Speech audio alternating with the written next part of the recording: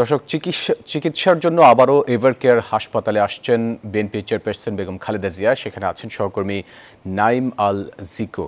আমরা যুক্ত হব জিকোর সাথে। জিকো, খালেদা জিয়া কখন পৌঁছাবেন জানতে পেরেছেন কিনা, আর তার শারীরিক অবস্থা নিয়ে সবশেষ কি খবর আছে আপনার কাছে? একটু বিস্তারিত জানতে চাই।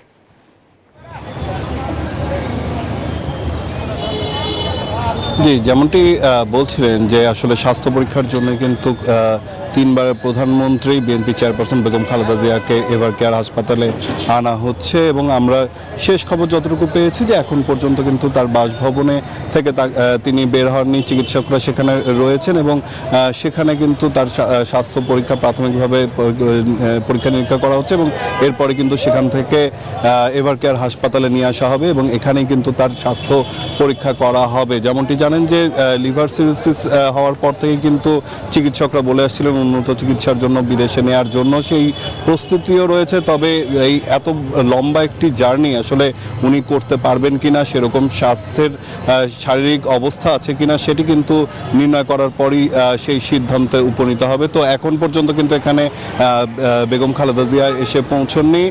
পৌঁছানোর সাথে সাথে আপনার মাধ্যমে দর্শকদেরকে আমরা জানিয়ে দেব সবশেষ তথ্য। এই ছিল এখন পর্যন্ত আমার কাছে এখানকার সবশেষ খবর। জিকো, আপনাকে ধন্যবাদ।